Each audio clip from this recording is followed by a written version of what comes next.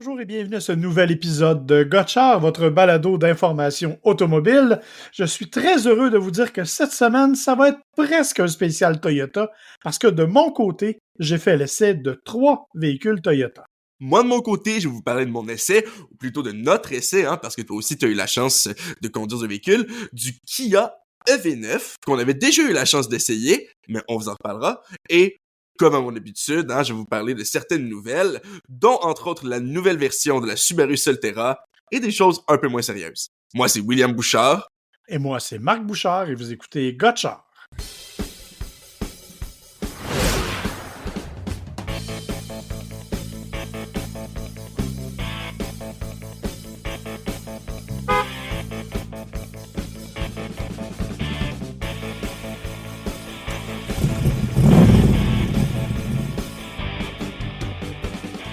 Alors oui, William, je suis allé, comme tu le sais, il y a quelque temps à San Diego, aller profiter du soleil californien parce qu'en fait, j'ai pas vraiment eu le temps de le voir parce qu'en 2 jours, on a procédé à 4 essais, 4 véhicules qu'on a essayés, plus la présentation du Toyota 4Runner, ce qui a été vraiment un peu chargé comme horaire. J'ai pas le droit de te parler du quatrième, qui est le Toyota Crown Signia. J'ai pas le droit d'en parler parce que le délai est dans 1 mois et demi, 2 mois presque en fait. Ouais, il y a un embargo parce que certains pays ne peuvent pas l'essayer avant. Le Crown Signia, si vous ne savez pas ce que c'est, là, c'est le nouveau véhicule que Toyota a dévoilé récemment, basé sur la Toyota Crown, une motorisation hybride comme la Toyota Crown. Et bien sûr, je ne peux pas vous dire plus de détails que ça, sinon que Toyota ne veut pas qu'on dise que c'est une familiale, un station wagon. Il insiste pour dire que c'est un VUS. Vous regarderez les photos, ce sera à vous d'en juger. Et on en reparlera le 6 juin, quand j'aurai le droit de vous en parler. Ben oui, tu feras un épisode spécial là-dessus, pendant que moi, je vais être en train de me la couler douce au Japon. Il y a des gens comme ça qu'on aime. C'est correct, ça va aller pour cette fois. Non, mais J'ai sans commencé en te blague. parlant de San Diego. Oui, c'est ça, mais c'est ça que je m'en dire. Premièrement, tu nous parles du soleil de San Diego, t'es pas tant mieux.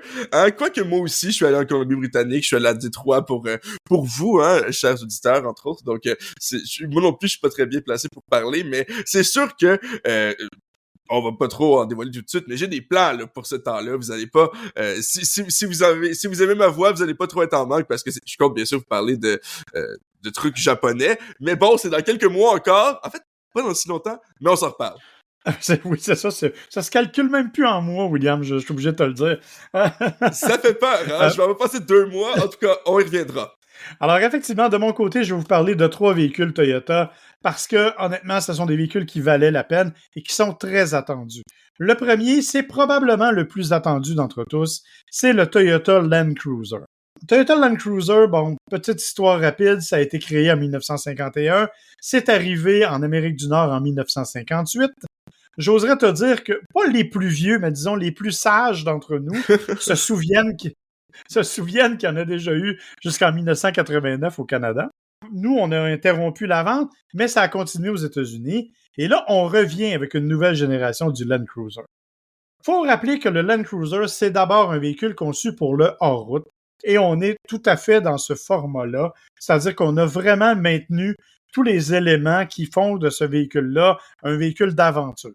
Vraiment un rouage 4 roues motrices absolument efficace avec une gamme haute, gamme basse. Selon les versions, tu as des modes qu'on appelle rock crawling qui te permettent de monter littéralement des pentes très abruptes sur des gros rochers. Un angle d'approche de 32 degrés, c'est extrêmement pentu. Ça te permet d'aller dans des endroits très difficiles. La preuve, c'est que quand nous, on a fait l'essai, on était dans des sentiers où littéralement, quand je montais la pente, je ne voyais pas la route devant moi. Tout ce que je voyais, c'était le ciel bleu tellement j'étais penché. La bonne nouvelle, c'est que dans la plupart des versions, sauf la version d'entrée de gamme, tu as une caméra qui est logée dans le pare-choc. Donc, tu vois quand même la route par le biais de la caméra. Tu n'es pas tout à fait aveugle, c'est une bonne chose. Mais le rock crawling est vraiment super efficace. Un différentiel que l'on peut verrouiller au départ, un différentiel arrière sur les versions de base. Sur les versions plus sophistiquées, on va verrouiller le différentiel central et le différentiel arrière. On peut déconnecter la barre stabilisatrice avant Ce qui fait que tu te retrouves avec un véhicule dont l'amortissement est vraiment très grand, la suspension, il y a un grand débattement. Ça te permet de passer dans des endroits très accidentés et de te retrouver sur 3 roues dans certaines conditions. Et bon, c'est ce que j'ai fait et vraiment, il le fait sans difficulté. Il y a toutes sortes d'éléments, bien entendu, pour leur route. Là, je ne rentrerai pas dans tous les détails parce que comme on a 3 véhicules Toyota quand même à couvrir, là, je vais vous laisser le soin de passer à autre chose, mais on a un véhicule qui est intéressant et on a surtout une motorisation hybride dans le Land Cruiser. Un 4 cylindres 2.4 turbo qui arrive avec un petit moteur 48 chevaux électrique. Ça permet d'avoir une boîte automatique 18, à 8 vitesses, pas 18, là, quand même, on va se calmer. Ouais, non, c'est pas genre un camion, là. Non, c'est ça, exactement. Mais ça permet donc d'avoir quand même 326 chevaux. Mais la bonne nouvelle, c'est les 465 livres-pieds de couple à 1700 tours minute. Littéralement, dès que tu démarres ou à peu près, tu as accès au maximum du couple, ce qui te permet de remorquer quand même de façon efficace. Tu peux remorquer jusqu'à 6000 livres, mais de te tirer des mauvais pas, même quand c'est plus difficile, dans des conditions hors route. Ceci étant dit, au niveau mécanique, c'est super efficace. On parle de 8,7 litres au 100 de moyenne à peu près. Pour un véhicule de cette nature-là, c'est quand même intéressant. On parle d'un véhicule qui est assez imposant aussi, mais qui, étrangement, n'a que 5 passagers, alors que le 4Runner, qui est un peu plus petit, affiche 3 banquettes. C'est un choix. Ça doit faire de l'espace de rangement supplémentaire. Ouais, puis on a voulu vraiment jouer la carte beaucoup de cet élément-là, justement, de hors route, donc quelque chose de facile à nettoyer à l'intérieur et tout. Ma déception, et là, c'est vraiment n'importe quoi, parce que moi, ce que j'aimais du Land Cruiser auparavant, c'est qu'il avait l'air bête et méchant. Il avait l'air d'un véhicule de jungle, tu sais, aux lignes très carrées, avec des rails de toit qui étaient proéminents. Quand tu regardes les vieux Land Cruiser, on nous a d'ailleurs remis un FG40, là, les anciens, et vraiment, là, c'est un véhicule, tu vois que ça a l'air d'un véhicule de brousse. Le nouveau, on a calmé un peu ce design-là. On en a fait quelque chose de beaucoup plus raffiné, malheureusement, d'un peu plus anonyme aussi. Il est beau, là, je dis pas qu'il est pas beau, mais il est un peu plus similaire à ce que les autres nous proposent en matière de VUS, et ça, c'est peut-être le plus grand regret.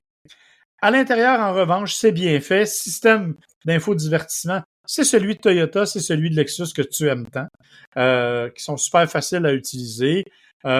Donc, vraiment, de ce point de vue-là, quelque chose qui est très efficace au niveau de l'infodivertissement, de la connectivité avec Apple CarPlay, Android Auto sans fil. Un intérieur où tu sens que tu es dans un véhicule hors route. Tu sais, il y a comme des lignes un peu massives.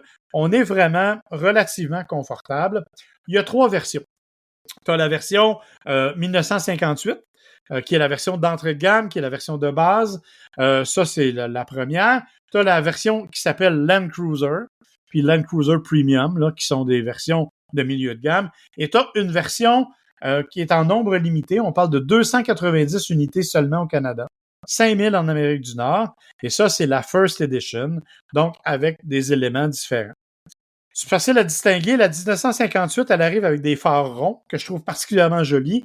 L'édition Land Cruiser arrive avec des phares carrés. Honnêtement, ça, c'est un peu moins réussi, à mon avis. Des petits éléments qui sont intéressants du côté du Land Cruiser, les pare-chocs. Les coins des pare-chocs sont des modules indépendants. Parce que quand tu vas en route, c'est la première place que tu accroches, le coin. Donc, tu peux changer juste le coin au lieu de changer tout le pare-choc. Ce qui est, à mon avis, une très, très bonne idée qui va permettre certaines économies. Et la conduite, ben, c'est celle d'un VUS assez gros, assez pâteau, je te dirais. C'est pas inconfortable, mais c'est pas génial sur la route, là. Ça fait tout à fait le travail. Moi, j'ai bien aimé. J'ai pas fait très long avec, par exemple, sur la route. J'aurais aimé faire un peu plus. Mais honnêtement, moi, c'est le genre de véhicule que j'aime beaucoup et que j'apprécie. Là où j'ai commencé à friser un petit peu, c'est quand on nous a parlé du prix. Ah oui, hein? C'est toujours là. Oui, mais là, j'avoue qu'on a fait un petit effort. 74 000 pour la version 1958. De base, là. Ouh. De base. Jusqu'à 90 000 pour la First Edition. Ah! Ouais, c'est cela. Alors, évidemment, moi, je pense que c'est un véhicule qu'on va essayer de vendre sur la nostalgie, mais malheureusement, qui risque fort d'être dépassé par le 4Runner, qui a des capacités à peu près similaires, mais qui est beaucoup moins dispendieux. Donc. Mais le Land Cruiser, c'était celui qui était attendu. Je vais tout de suite enchaîner sur le deuxième véhicule qu'on a essayé là-bas, qui est le Toyota Tacoma hybride. Donc, un autre véhicule qui est, ma foi, intéressant parce qu'il arrive dans plusieurs déclinaisons. Écoute, les versions là, du Tacoma sont assez impressionnantes. Nous, on nous a fait essayer, moi j'ai essayé sur la route la version qu'on appelle Limited, une version qui est assez bien équipée puis qui est correcte, là, avec une motorisation hybride qui est assez efficace. On nous a aussi fait essayer hors route des versions qui sont TRD Off-Road, TRD Pro Plus et Trail Hunter, qui sont 3 versions qui sont vraiment tournées davantage vers l'aventure. Trail Hunter, c'est une nouvelle déclinaison qui arrive, qu'on trouve aussi du côté du 4Runner. Donc, un véhicule qui est conçu un peu plus pour l'aventure avec un look qui est peut-être plus distinctif et qui est un peu différent. Comme je te l'ai dit, l'intérêt, c'est vraiment le iForce, là, le iForce Max, qui est l'hybride. Écoute, c'est pas donné, là. On s'entend, là. Le premier iForce Max part à 63 000 $.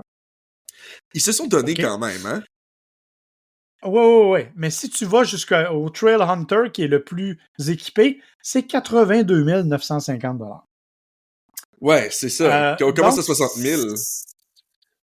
Commence à 63 000 pour l'hybride. C'est sûr que si tu vas chercher le Tacoma ordinaire avec le iForce qui n'est pas hybride, là, tu pars à 46 000. Mais quand même, là, tu sais, c'est celui qu'on est allé essayer. Nous, c'était vraiment l'hybride. Hybride qui est avec le même moteur que le Land Cruiser, en fait, le 4 cylindres 2.4. Non, oui, c'est ça, avec les 465 les pieds de couple, là. Donc, c'est vraiment celui que l'on retrouve aussi dans le Land Cruiser. Il y a quand même des éléments intéressants, notamment au niveau du TRD Pro Plus, parce qu'ils ont créé des sièges qui s'appellent isomatiques. Les sièges isomatiques, ce sont des sièges littéralement avec des suspensions. OK? Ce sont évidemment des sièges optionnels, tu auras compris. J'ai pas regardé le prix, j'aime mieux pas y penser. C'est des sièges qui sont montés sur des cylindres à air et tu peux changer la pression. Donc, c'est vraiment des sièges qui sont montés sur des amortisseurs. On nous a fait essayer le véhicule dans des conditions plus difficiles, notamment dans un sentier très rocailleux avec un saut. On roulait 40 000 à l'heure et on frappait une bosse et les 4 roues décollaient et on atterrissait un peu plus loin. Normalement, quand tu fais ça, tu te tiens un peu après le volant parce que ça brasse un peu, mais avec les sièges isomatiques, littéralement, tu étais absorbé dans le siège, tu ressentais absolument pas l'atterrissage. Alors, c'est vraiment, vraiment phénoménal comme siège. Écoute, je ne sais pas combien de gens vont vraiment utiliser ce système-là. Moi, j'ai adoré le confort que ça nous donne, mais pour le reste, bien sûr, on pourrait en reparler, là. Je peux quand même te parler du véhicule lui-même parce que le confort du Tacoma, l'ancien défaut du Tacoma, c'est il t'offrait une drôle de position de conduite. Le nouveau offre vraiment une position de conduite beaucoup plus agréable. Il a toutes les mêmes capacités qu'un Tacoma traditionnel et même un peu plus. Il y a un nouveau look aussi. Honnêtement, une belle réussite du côté du Tacoma, mais encore une fois, mettez la main dans votre poche si vous voulez la version hybride parce que c'est pas donné. Et enfin, dernier véhicule chez Toyota, c'est la Toyota Camry, la berline intermédiaire la plus vendue au Canada, qui est du haut de ses 8000 unités vendues, était classée numéro 1. Là. Ça te donne une idée que les berlines intermédiaires, c'est pas ça qui est le plus populaire. Quand tu regardes que les Ford Série F, il s'en est vendu 150 000. Ah, on pourrait en parler pendant des heures, hein? Exactement.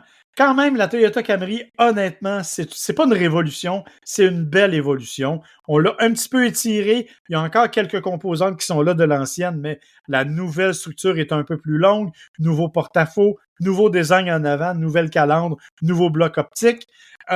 Rouage intégral optionnel, hein, il est offert sur la plupart des versions. Et motorisation hybride partout à travers la gamme. Donc, il n'y a que des hybrides du côté de la Camry.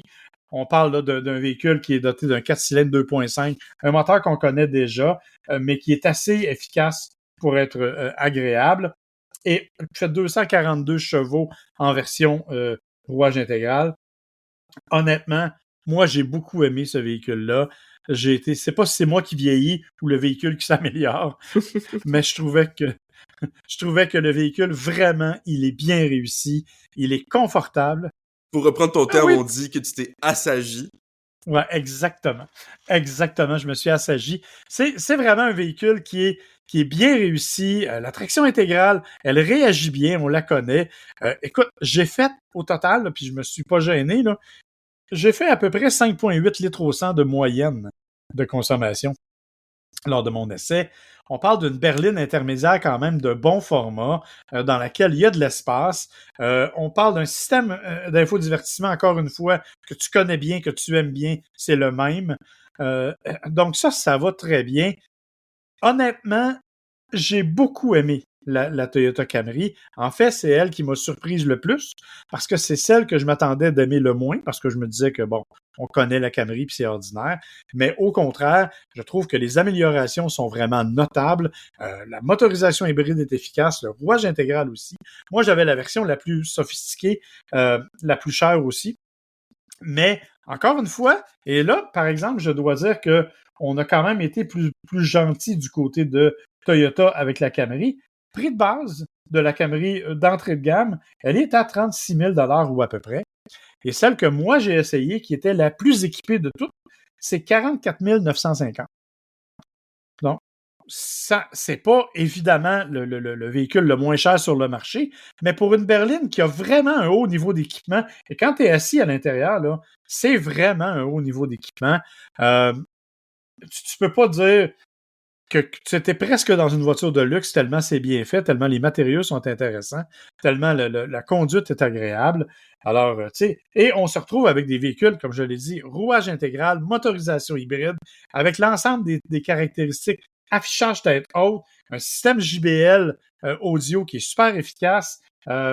Bref, peu de choses à redire contre la Toyota Camry. En fait, je le répète, c'est celle qui m'a probablement impressionné le plus de ce fameux Toyota Palooza, là, de ce fameux festival Toyota dans lequel j'ai eu l'occasion d'essayer plusieurs véhicules. Donc, comme tu le vois, Toyota est parti sur une lancée. Évidemment, il y a beaucoup de VUS, beaucoup de camionnettes. On s'y attendait. La bonne nouvelle, c'est que tous sont offerts avec une motorisation hybride. Donc, au moins, on a pris un tournant un peu électrifié. Les prix sont un peu élevés, on en convient. D'un autre côté, j'avoue que la conduite, je le répète, la conduite de la Camry est celle qui m'a impressionné le plus. Alors toi, de ton côté, ben, je sais qu'on le fait ensemble, mais t'en as quand même parlé un peu plus parce que tu l'as essayé un peu plus que moi. Tu as essayé le Kia EV9 qui a été nommé, rappelons-le, la voiture mondiale de l'année, toutes catégories confondues. Oui, puis écoute, je peux comprendre pourquoi quand même, parce que un 3 rangées comme ça, là, c'est relativement rare en termes de 100% électrique. Donc, quand on a besoin de quelque chose comme ça, c'est sûr que les modèles sont pas les modèles ne pleuvent pas si on veut se tourner vers l'électrique. D'entrée de jeu, nous autres, on avait la version GT Line, Land GT Line, donc c'est pas donné non plus. On parle de 81 000 $ et des poussières là avec les frais et tout ça. Donc quand même 80 000 $, mais c'est une électrique aussi, hein. Donc c'est sûr que quand on regarde le prix des véhicules qui vont être des 3 rangées, qui vont être plus haut de gamme, quand on rajoute ce qu'on pourrait appeler la taxe de l'électrique, c'est-à-dire le prix Ouais. que la fabrication de l'électrique fait juste ajouter en ce moment au prix des modèles, c'est à peu près ce à quoi on peut s'attendre, même si j'admets que ça fait plutôt mal au portefeuille, de la même façon que les modèles Toyota que tu viens de nous parler. Ouais, effectivement. J'avoue que 81 000 $ pour un véhicule aussi familial puisse-t-il être, c'est beaucoup de sous, là. La bonne nouvelle, c'est qu'il y a quand même des versions moins dispendieuses, mais 81 000 $, c'est beaucoup, beaucoup d'argent. Absolument, ça commence à quelque chose comme 62 000 et des poussières, encore une fois, là. Donc, en fait, c'est 59 995 plus 2 000 $, plus 2 150 $ même, de frais de transport et de préparation pour être très précis. Donc, ça part quand même pas mal plus bas en termes de prix, mais ça part aussi pas mal plus bas en termes de performance. Parce que moi, la version que j'avais, en fait, la version qu'on avait, faisait 379 chevaux en combiné, donc c'est 2 moteurs de 190 chevaux et 516 livres-pieds de couple en combiné encore une fois. Donc c'est un véhicule qui va être 4 roues motrices, tandis que si on va dans la version qui est pas à 4 roues motrices, mais plutôt qui est à traction, ça va être 215 chevaux seulement, 258 livres-pieds de couple. Donc on s'entend que pour la différence de prix, il y a aussi une grosse différence dans le moteur. Par contre, je suis obligé de dire que pour un véhicule de cette taille-là, évidemment, l'électrique aide, on en parle souvent, mais l'accélération d'un véhicule électrique est toujours un peu différente. Mais j'ai trouvé que ça avait une accélération plutôt satisfaisante. Hein? Moi qui venais tout juste d'aller essayer le Hyundai Santa Fe, qui est aussi un autre chat. Bon, écoute, c'est pas le Palisade, qui est peut-être un peu plus comparable, mais on sentait que c'était quand même un 3 rangé, plutôt lourd. Pas nécessairement ultra agile, j'ai quasiment trouvé que le V9 était plus agréable dans son accélération. Pas nécessairement dans sa maniabilité, mais bon, c'est peut-être mon amour des électriques qui sort encore, là. Peut-être que c'est rien que ça. Mais je l'ai trouvé plutôt satisfaisant, si ce n'est que lourd. Ce qui est bon, un bon point au niveau de la stabilité, mais je parlais de l'agilité, c'est sûr que ça en prend un coup à ce niveau-là, même si on a la meilleure accélération, même si on a la mécanique la plus efficace, n'empêche que quand on a un véhicule qui est lourd comme ça, encore une fois, c'est un des problèmes de l'électrique parce que on a besoin de la batterie, hein. Donc c'est sûr que aussitôt qu'on parle de batterie lithium-ion comme ça, c'est sûr que c'est plus difficile d'optimiser le poids, hein, donc c'est plus lourd. C'est une batterie de 99,8 kWh. Je cherche l'autonomie, vas-y.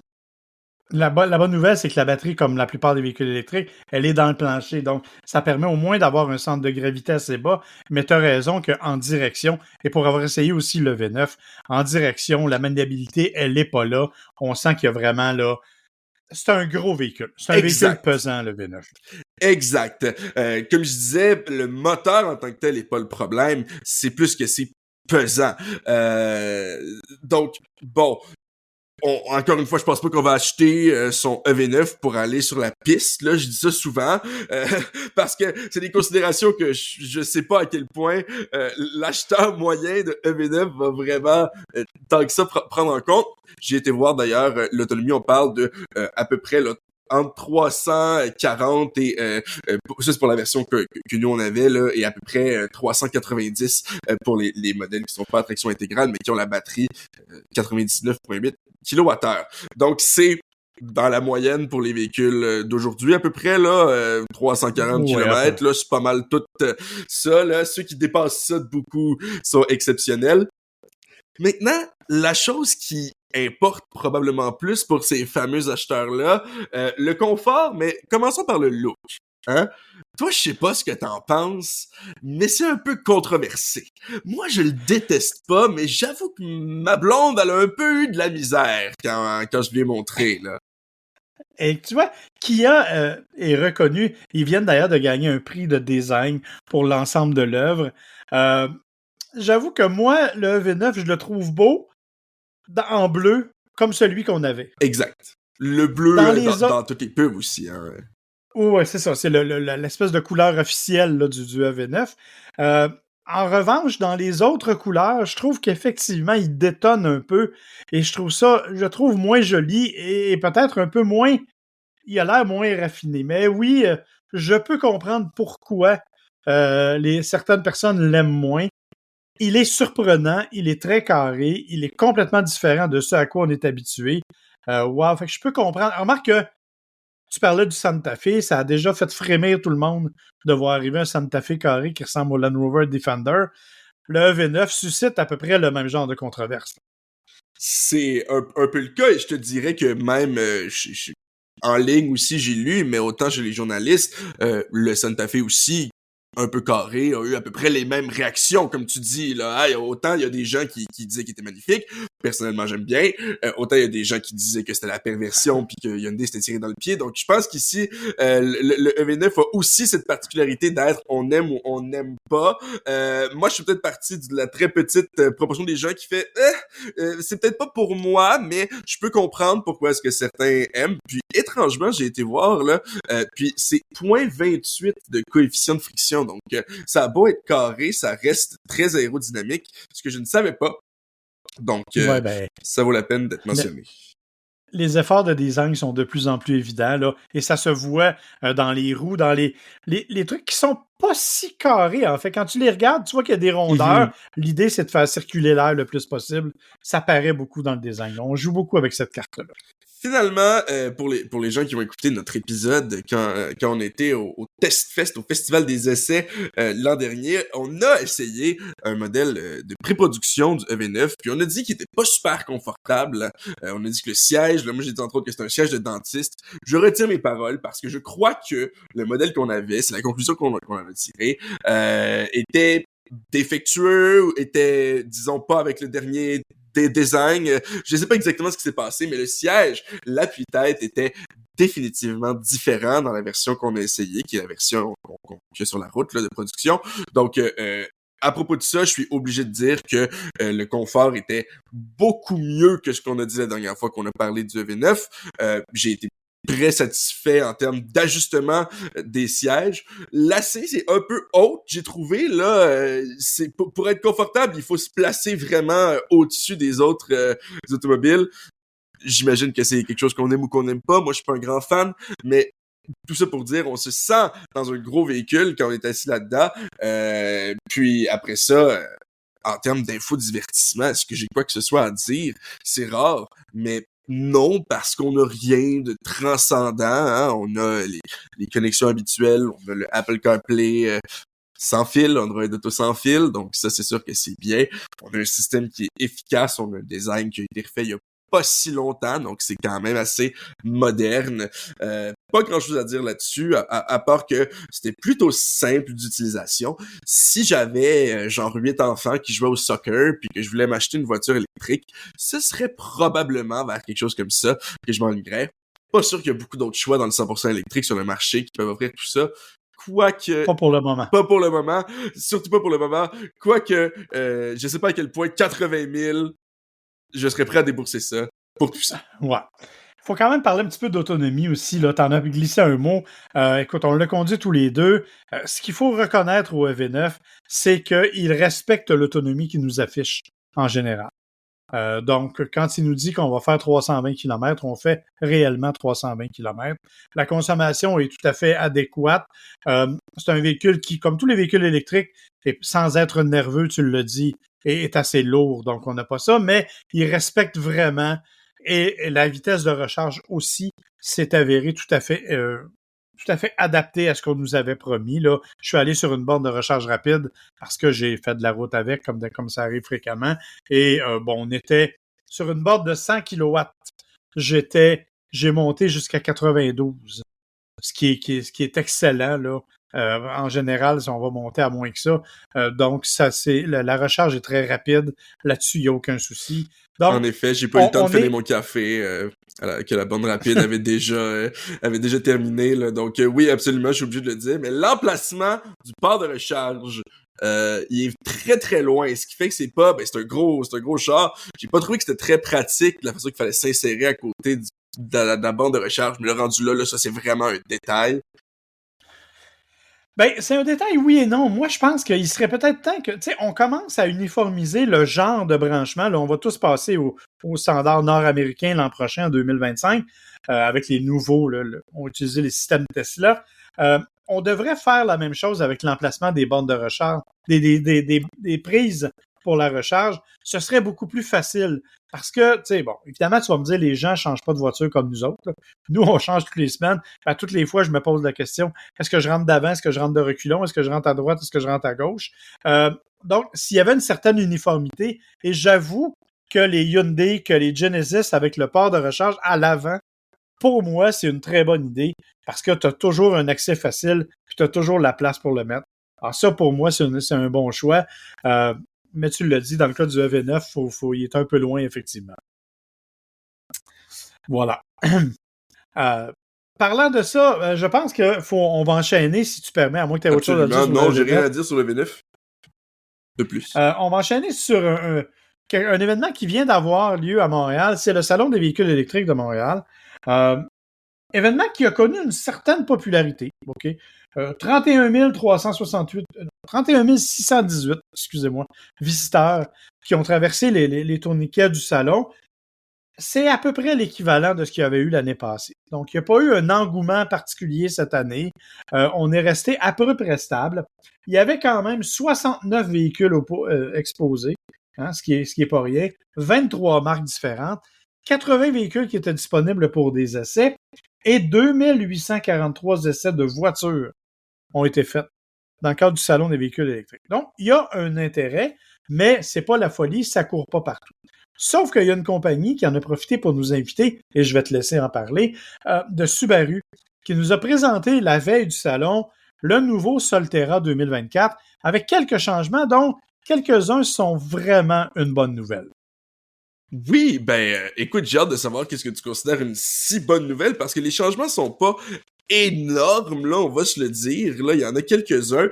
Mais oui, tout à fait. Malheureusement, on n'était pas de la partie. Les deux, on a eu des empêchements pour le salon du véhicule électrique, mais il y avait pas mal de trucs, entre autres le Fisker Ocean, sur lequel on va revenir dans quelques secondes. Il y avait quelques modèles en exclusivité. Il y avait l'Ioniq 5N aussi, mais nous, on l'avait déjà vu au salon de l'Auto de Montréal plus tôt dans l'année. Donc voilà, c'était quand même un bel événement. Mais pour revenir sur Subaru, c'est quand même drôle de te parler des changements d'un modèle qui est sorti l'an passé.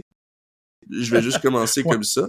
Pas beaucoup de changements là, en termes de moteur, 215 chevaux encore, 359 km d'autonomie, nous a-t-on dit. Un des changements à l'intérieur, c'est surtout le volant qui est de forme ovale. Et ça, j'espère que c'est de ça que tu parlais, parce que pour moi, c'est un gros changement. Là, on va dire, ben voyons, pourquoi? Je vous explique. Parce qu'il y a beaucoup de systèmes de sécurité à l'intérieur, surtout ceux qui cherchent à savoir là l'attention du conducteur. Il y a beaucoup qui utilisent des caméras qui sont de l'autre côté du volant.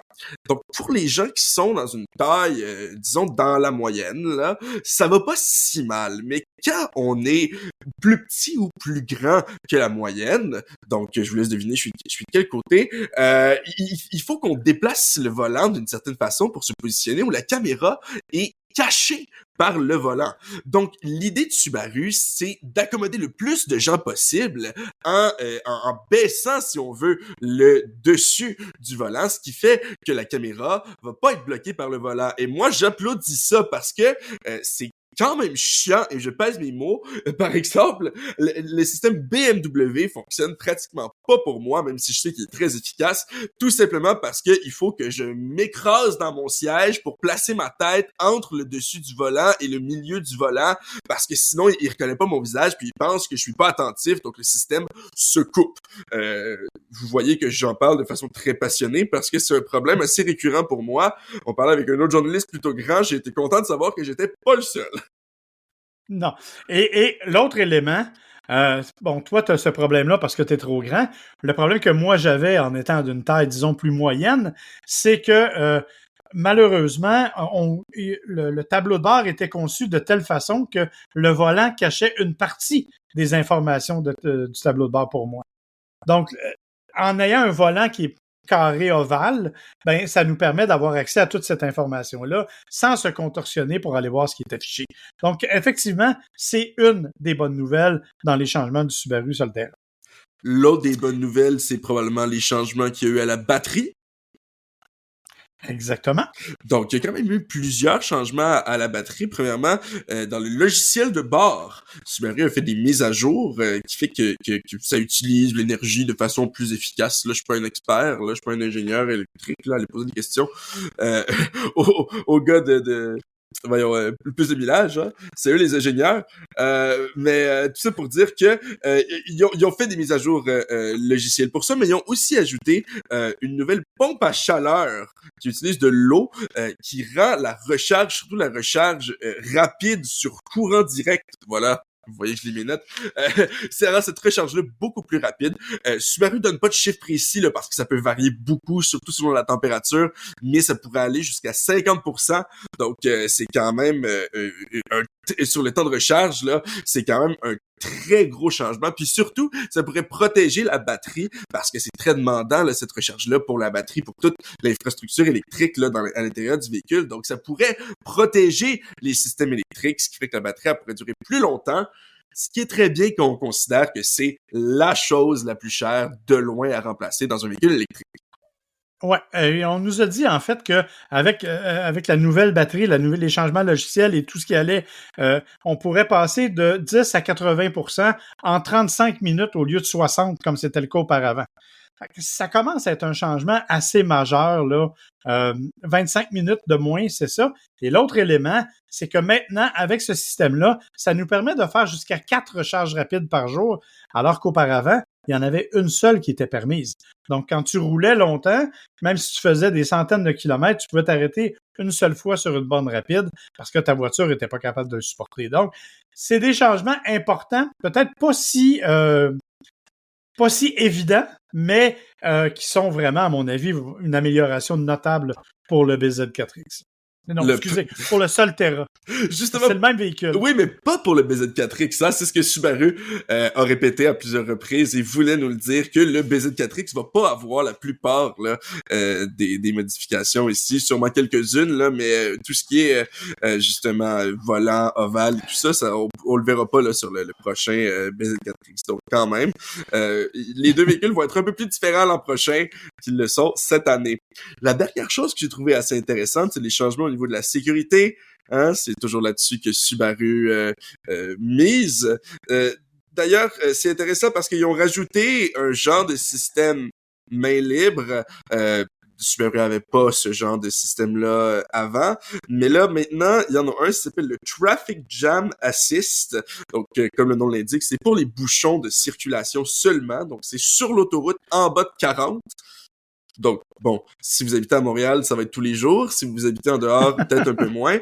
Donc, ça utilise aussi les nouveaux systèmes de radar qu'ils ont installés. Donc ça, c'est disponible en option, là, le Traffic Jam Assist, mais on a aussi rajouté, là, aussi pour le système EyeSight, des radars sur les côtés, à l'avant, et aussi, là, la reconnaissance du visage peut maintenant arrêter complètement le véhicule. Par exemple, si on se rend compte que le conducteur est en train de faire un malaise, le véhicule peut carrément s'arrêter, se ranger sur la route. C'est pas le seul véhicule que ça, mais Subaru l'a rajouté.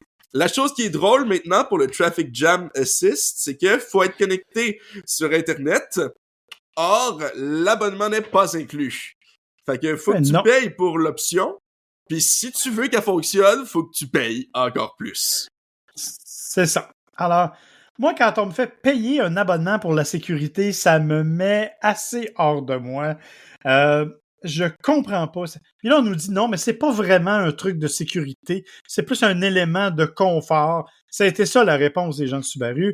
Je trouve ça odieux comme façon de faire. Puis, écoute, Subaru est pas le seul, là. Ça a été le cas, c'est le cas chez Toyota, c'est le cas chez GM, c'est le cas partout ou à peu près. Maintenant, ça prend des abonnements. Ça prend un abonnement chez Hyundai pour avoir le démarreur à distance à partir de ton application.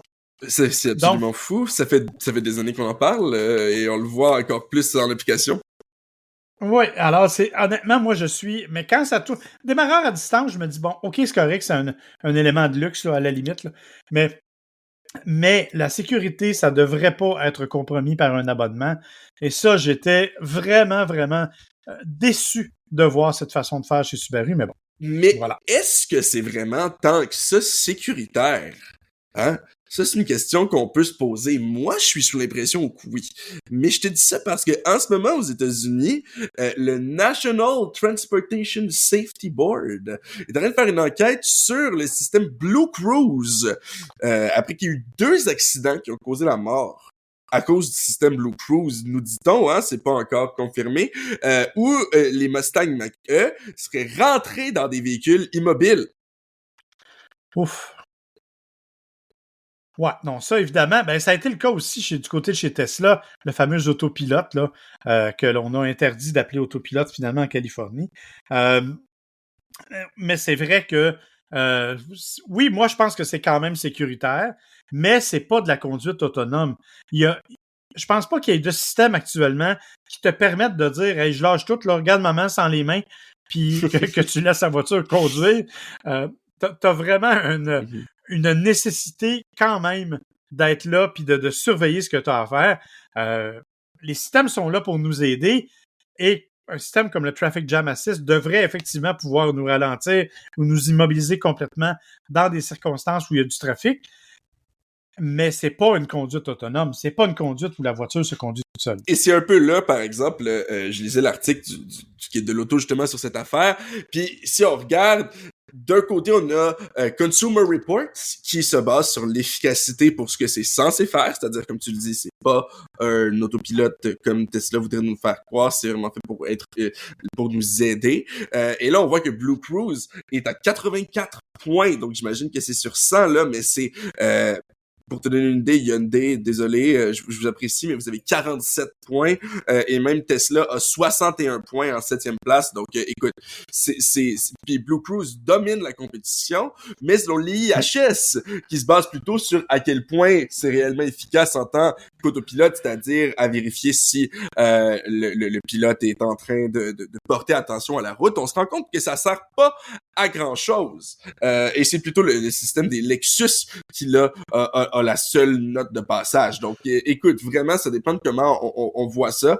Mais je suis d'accord avec toi que dans certains cas, c'est vraiment plus des choses qui ont rapport avec la sécurité. Puis, je pense que pour une compagnie qui, comme je le disais, a une image basée sur la sécurité, c'est d'autant plus drôle de nous dire, ben, va falloir que vous dépensiez encore plus parce que ça augmenterait le prix de plusieurs centaines de dollars. Là. C'est ce que la personne de Subaru nous a dit. Mais je pense que la plupart des gens seraient prêts à payer plusieurs centaines de dollars de plus pour ce genre de sécurité-là. En tout cas. Oui, peut-être, mais quand même. En tout cas, moi, je comprends pas qu'on nous les fasse. Qu'on nous fasse payer un abonnement pour ça. On va tomber dans des affaires un peu plus joyeuses, mon cher William.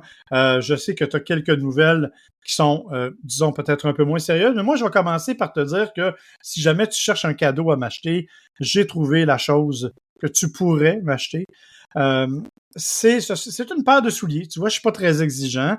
C'est une paire de souliers qui a été faite par Adidas. Hein, que je suis pas très exigeant encore là. C'est même des souliers de soccer.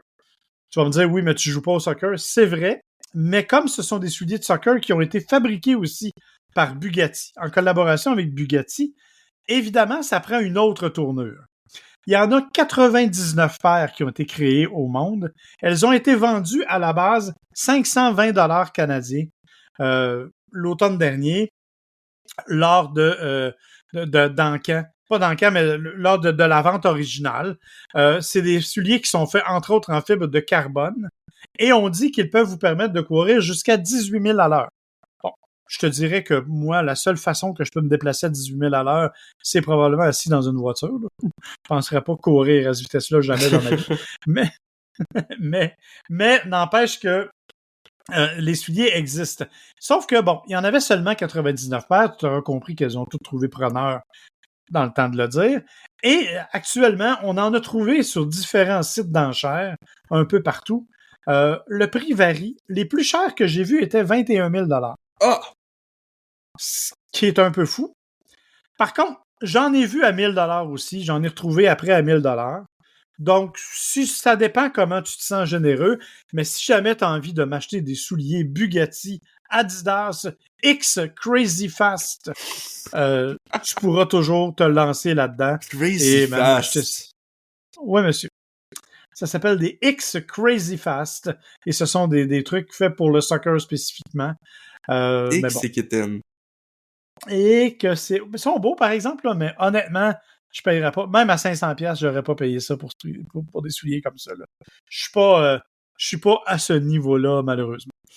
Parlant de Ouais. payer cher pour n'importe quoi, je voulais juste te dire que le site Edmunds avait sorti un article qui s'appelait N'achetez pas une Fisker Ocean et que le sous-titre c'était Le futur incertain de Fisker rend l'achat d'une Ocean un trop grand pari. Ouf! C'est pas rassurant. Non, puis j'oserais dire que leurs arguments sont quand même convaincants. Puis comme on en a parlé juste avant d'enregistrer, ça fait aussi penser à une compagnie vietnamienne hein, dont on parle souvent. Hein. Non, mais VinFast, cette semaine, c'était la catastrophe. Là. VinFast, il y a eu une étude faite par deux médias qui ont prouvé que 70% des ventes de VinFast avaient été faites à des compagnies qui appartiennent au président de VinFast, au propriétaire de VinFast. Fait qu'il s'est vendu des chars à lui-même, littéralement.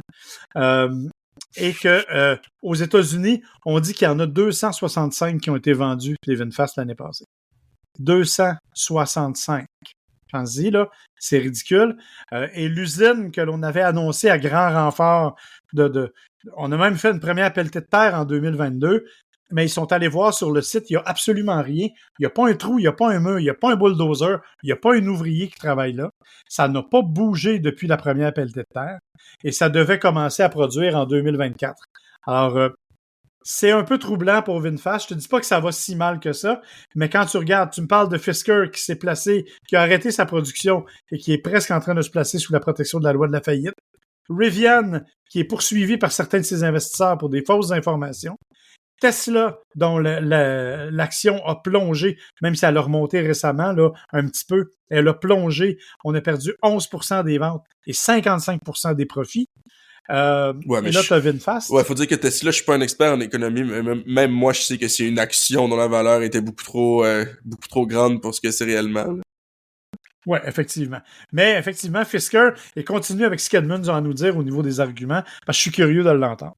Ben, en gros, c'est exactement ce que tu viens de dire. C'est pile tout ce que tu viens de nous dire. Il y a pas beaucoup d'autres arguments. C'est pas mal ça. Est-ce qu'on peut faire confiance à une entreprise qui vient tout juste d'arrêter sa production et de se mettre sous la protection de la loi de la faillite? Est-ce qu'on peut vraiment faire confiance au futur? Entre autres, il y avait des petits problèmes techniques, par exemple, des lumières qui s'allumaient, check engine et autres, là, et ça a été réglé dans une mise à jour logicielle. Bon, parfait, mais si la compagnie tombe à l'eau, t'en auras plus tes mises à jour logicielles over the air, là. Il y a personne qui travaille là-bas, là. Comment tu vas faire pour avoir les parties qui peuvent être exclusives, les pièces plutôt qui peuvent être exclusives?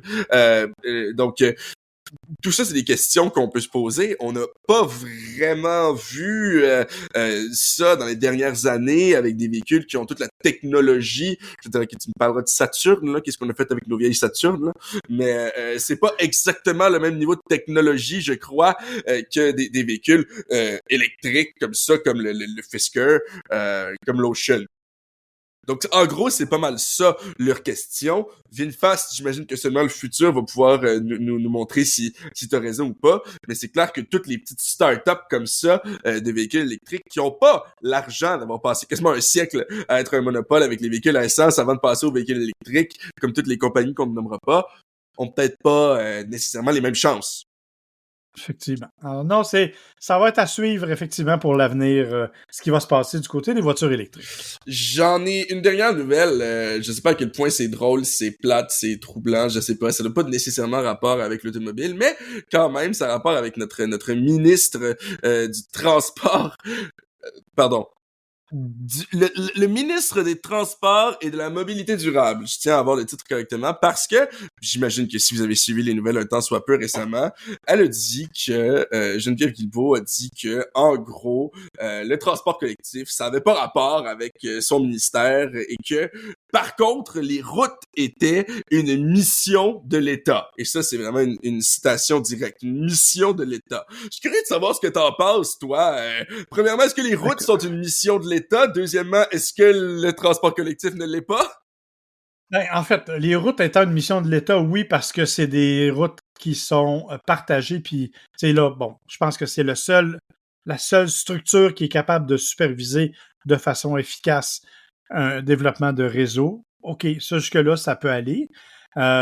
Mais en fait, ce qui est la mission de l'État, c'est d'assurer le transport des individus et des marchandises. C'est pas ni les routes ni le transport collectif. Merci. C'est de s'assurer que c'est le transport. C'est le transport. Et quand la ministre de la Mobilité durable va nous dire qu'elle s'occupe pas du transport collectif, il y a quelque chose qu'elle n'a pas compris dans son propre ministère. Et parallèlement à ça, tu as Valérie Plante qui dit, vous savez, nous, on envisage on ne veut plus de déficit, alors on va facturer 238 $ par véhicule pour payer le transport en commun. Et là, ça va devenir une guerre complètement folle entre les municipalités, savoir qui va faire payer le moins, le plus. Ça va être le free-for-all, excusez l'expression, ça va être le chaos complet.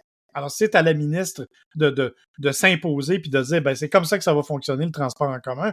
Et surtout quand on pense qu'on veut avoir des infrastructures comme le REM, comme des lignes supplémentaires de métro, comme un tramway ou même un troisième lien à Québec qui était prévu pour avoir du transport. Un pont vers l'île d'Orléans, par exemple. Ouais, un pont vers l'île d'Orléans. Mais ça, bon, tu sais, le pont vers l'île d'Orléans, t'as pas vraiment le choix. Il y a des habitants sur l'île. C'est assez important d'avoir un pont pour les relier. Non, mais je donnais juste un exemple de projet gouvernemental. C'était pas pour dire que c'était bien ou pas bien. C'est juste, je suis d'accord avec toi que jusqu'à un certain point, même moi qui habite à Montréal, il y a une partie de l'argent que je mets dans mes impôts, que je paye dans mes taxes, qui va aller à la construction de ce pont-là, que je n'emprunterai peut-être jamais. De la même façon que je pense qu'il va y avoir de l'argent qui sort des poches de monsieur qui habite en Beauce, qui va venir à payer la station de métro à côté de chez moi. Je pense que c'est un peu comme ça que le ministère des Transports... Ben, c'est ça, exactement. Donc, moi, ça m'étonne, surtout venant d'une femme qui, il y a pas trop longtemps, est allée visiter le métro de Paris, entre autres, est allée en Europe pour voir des transports en commun, des systèmes de transport en commun. Elle revient, elle dit, c'est pas sa job. J'avoue que j'ai un peu de la difficulté. Moi, je trouve ça... inconcevable. C'est juste complètement imbécile comme vision. Je te le dis, je le répète, pour moi, la mission du gouvernement, c'est d'assurer le transport des citoyens et des marchandises, peu importe les moyens. Oui, puis il faut dire par contre qu'il y a certaines affaires, on rentrera pas dans les détails, là, mais tout ce qui est fédéral, c'est difficile aussi, là, chemin de fer, tout ça, c'est difficile. Je suis d'accord. Donc, elle qui en parle de transport collectif a dit c'est à propos des municipalités, puis de ceux sur qui le transport se fait. Mais bon, je pense que il faudrait quand même penser à un système plus structurant pour tout le Québec que juste de se dire on a des routes, puis on a Via Rail qui passe 2 fois par jour, là.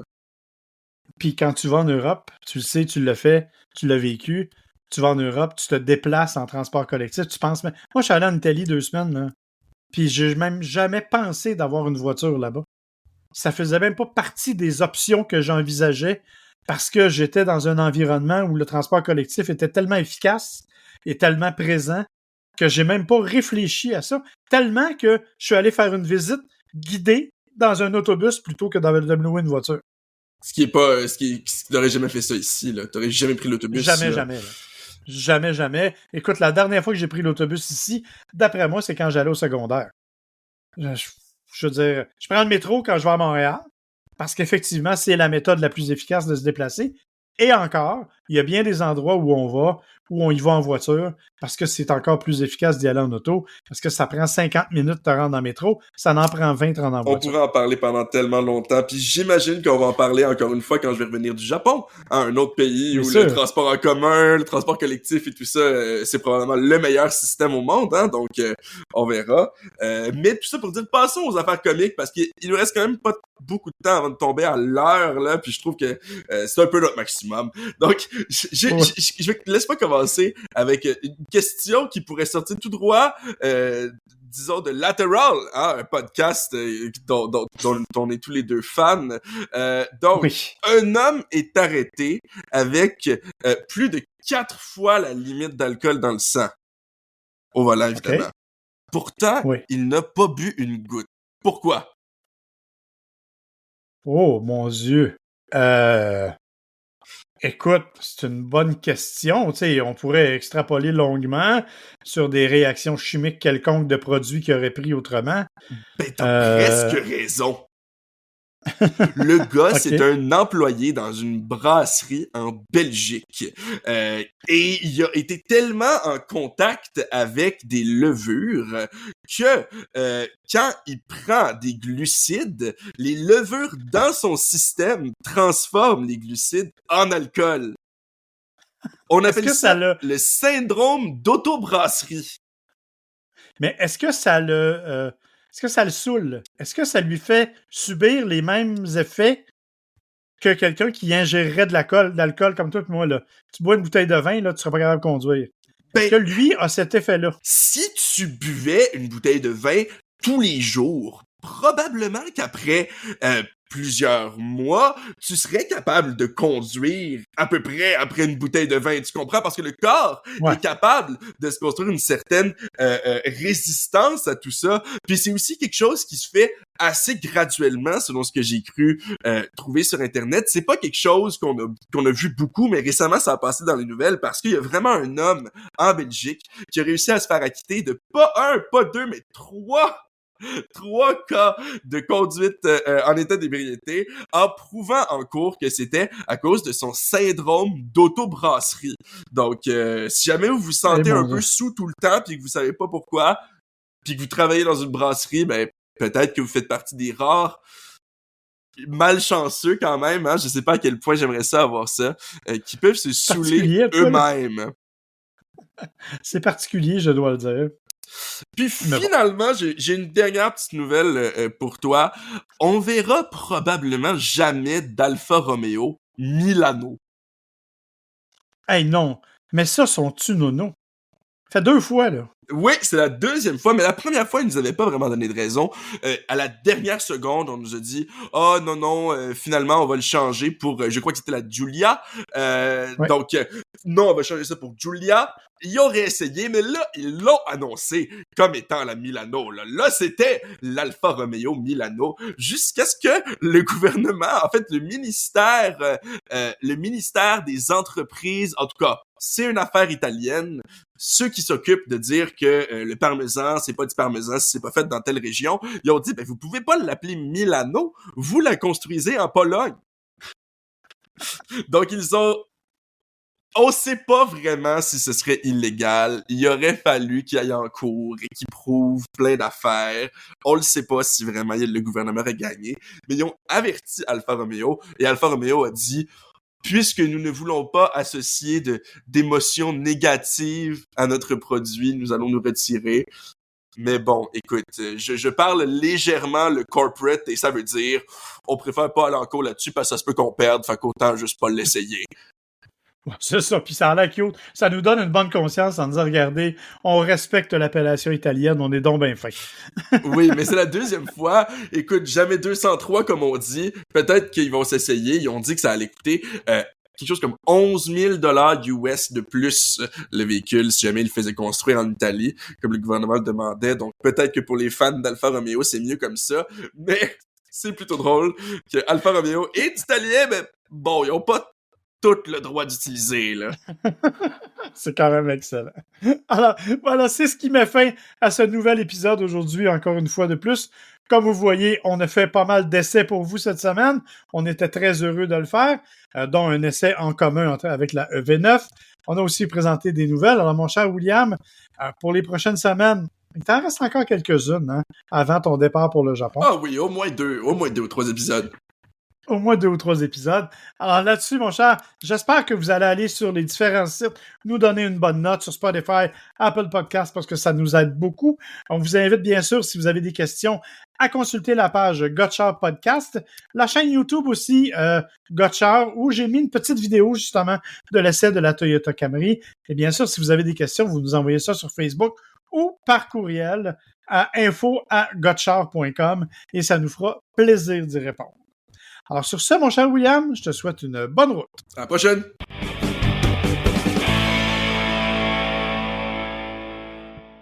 Gotchard est une production de l'agence MWA Bouchard, à l'animation Marc et William Bouchard, au montage sonore Audrey Denomé et pour la musique thème, Kevin MacLeod.